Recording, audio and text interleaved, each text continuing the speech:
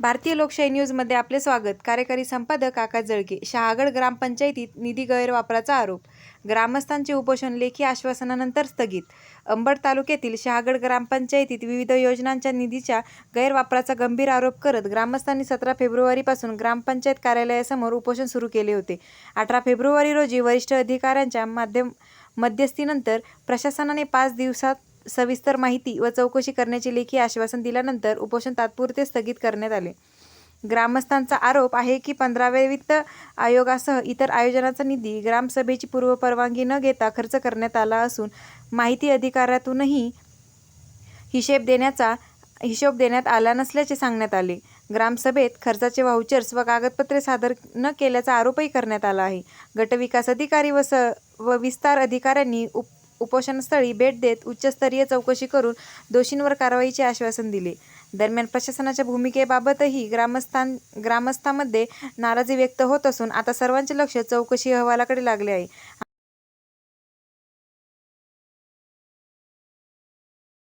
3 दिवसापासून उपोषण चालू आहे. ते नेमकं सगळं तुमच्या हातात, त्या संदर्भात आपण नेमकं काय सांगाल? शहागड इथं 9/2 माझ्याकडे तक्रार झाला होता.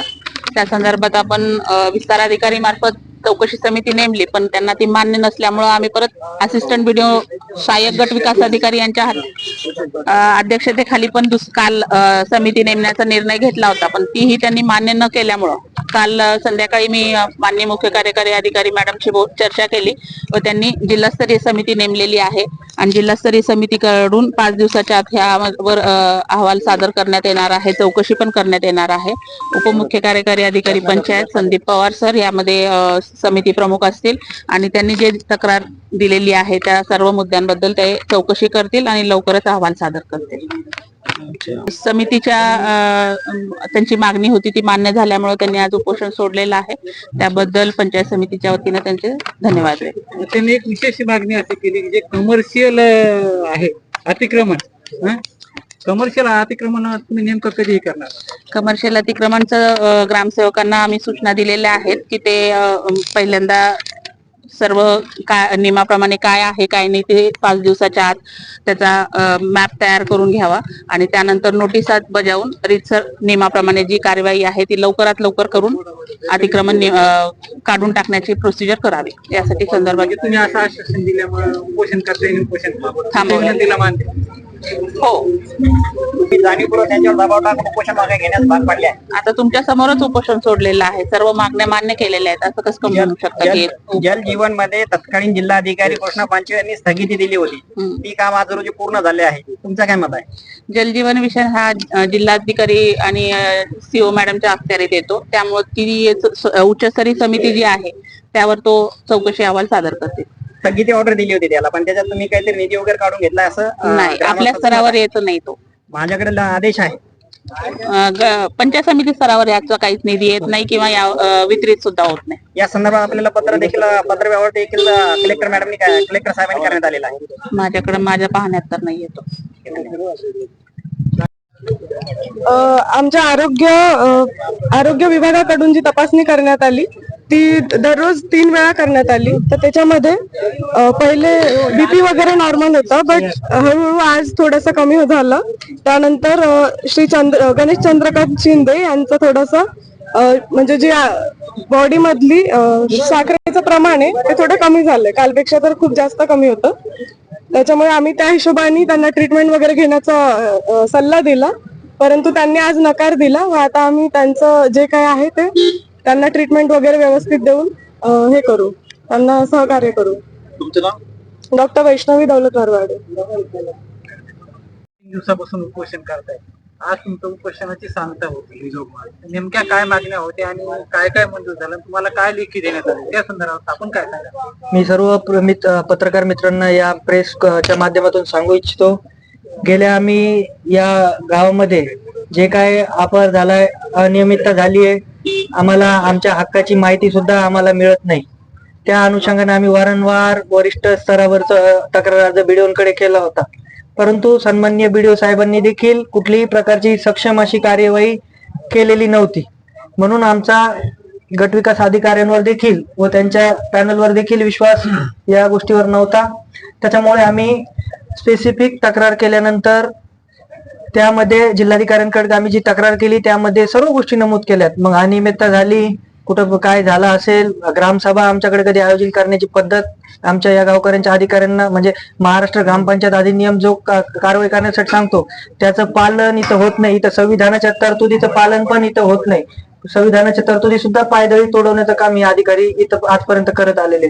परंतु आम्हाला एक कायद्याचा विद्यार्थी म्हणून ही माझी जबाबदारी होती आणि हे माझं स्वतःचं गाव होतं आणि इथं ह्या समस्या मला रोज माझ्यासह असंख्य गावकऱ्यांना या समस्या भेडसावत होत्या आणि त्याला वाचा फोडण्यासाठी एक आम्ही आंदोलन उभा केलं होतं.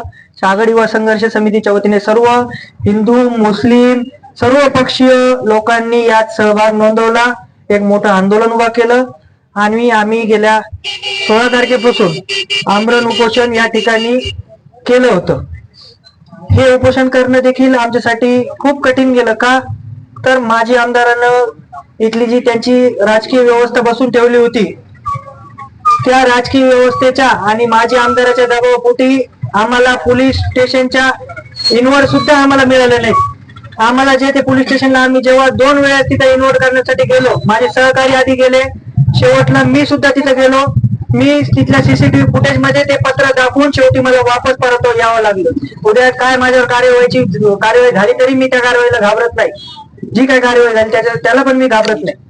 परंतु हा जो दबाव आहे, तुम्हाला प्रेसला मी सांगू इच्छितो की आम्हाला पहिल्या दिवशी रात्रभर लाईट पण नव्हती. निवन पोलीस मशनरीचा एक कर्मचारी साहेब आमच्याकडे कुठला कर्मचारी तर फिरकला देखील नाही. आज आमच्या जीवितास काही धोका निर्माण झाला असता, उद्या राजकीय दबाव यंत्रणेचा काही दबाव निर्माण करून काही जर आमच्या जीवितास काही झालं असतं, त्याला जबाबदार यंत्रणा कुठली आहे? म्हणजे तुम्ही सत्तेचा गैरवापर करून कुठल्या थराला जाणार, कुठल्या पद्धतीचं खालचं राजकारण करणार? हे पण कुठेतरी थांबलं पाहिजे. लोकशाही जिवंत आहे. संविधान डॉक्टर बाबासाहेब आंबेडकरांनी संविधान दिले ते आज देखील जिवंत ठेवायचं काम आमचं एक नागरिक म्हणून आणि ते आम्ही तेवढंच काम आज केलंय. आम्ही काही मोठं काम यामध्ये गावामध्ये आम्ही तरी आणि माझ्या सहकार्याने देखील तसं केलेलं नाही. तुम्हाला लेखी आश्वासन दिलं, तुमचं समाधान झालंय का? हो, कारण की आताच मी सांगितल्याप्रमाणे मला बीडीओ स्तरावर म्हणजे पंचायत समिती स्तरावरील चौकशी मान्य नव्हती. त्याचं कारण म्हणजे मी वारंवार या आधी तक्रारी केलेल्या आहेत. त्याचे लेखी पुरावे सुद्धा मी सगळं अधिकाऱ्यांना देखील दाखवलेले आहेत. परंतु त्यावर कुठलीही सक्षम कार्यवाही झाली नाही. त्याचा अहवाल देखील प्राप्त त्या अधिकाऱ्यांनी देखील केला नाही. मला देखील त्याची काही तक्रारदार म्हणून कधी प्राप्त झालेली नाही. तर माझी मागणी हीच होती की उच्चस्तरीय चौकशी व्हावी. कालपर्यंत माझे उपोषण सोडण्यासाठी सन्माननीय विस्तार अधिकारी चव्हाण साहेब आले होते, परंतु त्यांनी पंचायत समिती लेवलवर चौकशी गठीत करू म्हणजे एक फॉर्मल पत्र जसं देतात नॉर्मली तेच पत्र आम्हाला दिलं होतं. परंतु आमची जी मागणी होती उच्चस्तरीय चौकशीची ती मिळवण्यासाठी सन्माननीय आमचे परभणी लोकसभेचे खासदार संजय जाधव तसेच आमचे इथले भाजपाचे नेते सतीशजी घाडगे साहेब तसेच माजी आमदार शिवाजीराव चौथे साहेब व आमदार हिकमत दादा असतील, नारायण कुचे साहेब असतील, बबनराव लोणीकर साहेब असतील यांनी देखील आम्हाला या लढ्यात एक पाठबळ देण्यासाठी अधिकारी लेवलवर ही चौकशी समिती स्थापन करण्यासाठी एक प्रयत्न केले आणि ही समिती आज उच्चस्तरीय डेप्युटी सीओ लेवलची ही चौकशी समिती स्थापन झाली. त्याबद्दल मी त्या सर्व माझ्या वरिष्ठ नेते मंडळींचे सर्वांचे मी आभार मानतो. माझं नाव ऍडव्होकेट गणेश चंद्रकांत शिंदे. आपल्यासोबत अजून कोण उपोषण? माझ्यासोबत माझे सहकारी संतोषजी हरे व इम्रान पठाण हे माझ्यासोबत उपोषणाला इथं बसलेले होते आणि यामध्ये मला शहागड युवा संघर्ष समिती म्हणजे जात धर्म आणि पक्ष हे सगळे बाजूला सोडून फक्त गावाच्या विकासाच्या मुद्द्यावर साथ देणाऱ्या माझ्या सर्व तरुण वयस्कर सर्व मित्र बांधवांचे मी या माध्यमातून आभार मानतो. जे शहागडकर जे लोक सगळे जो उपस्थित आहे आणि हे अमर उपोषण जे आहे तर आम्ही खालच्या पातळीवर सगळं पाहणी केली ग्रामपंचायत लेवलला. काही वारंवार आम्हाला तक्रार येत होत्या लोकांच्या. ते म्हणत होते सज्जन माणूस कुणीतरी आहे का गावात, सज्जन माणूस कुणी आहे तरी गावात. आम्ही एक नवीन बॉडी स्थापना केली तर एक सार्वजनिक मध्ये एक सर्व समाजाचे एक आम्ही बॉडी स्थापना केली. त्यानंतर आम्ही निर्णय घेतला की त्याबद्दल आपण काहीतरी गावातली चर्चा करू. आता निम्मे हे चर्चाचा मेन उद्देश हे आहे का ह्याच्यामध्ये आम्ही पहिले कॉलम घेतला का कुणीही पार्टी आम्ही सगळे वेगवेगळ्या पार्टीच्या ह्याच्यात मी स्वतः एसडीपीआयचा आहे, शिंदे गटचे आहे, काही भाजपचे आहे, विविध पक्षाचे जे लोक आहेत त्यांनी आम्ही हे पक्ष बाजू सोडून, कारण की हे जे पक्षवादी आहे हे सुधरून देणार नाही, हे गावातले लोक आहेत ते म्हणणं आहे आणि आम्हाला वेगवेगळ्याने टॉर्चर केलेलं आहे तुम्ही या. आणि हे संघर्ष हे आमचा छोटा संघर्ष नव्हता. वारंवार आम्हाला फोन करून धमक्या येत होत्या का तुम्ही या जातीचे, तुम्ही त्या जातीचे का भेटायला लागले. जे जातीचे ठेकेदार आहे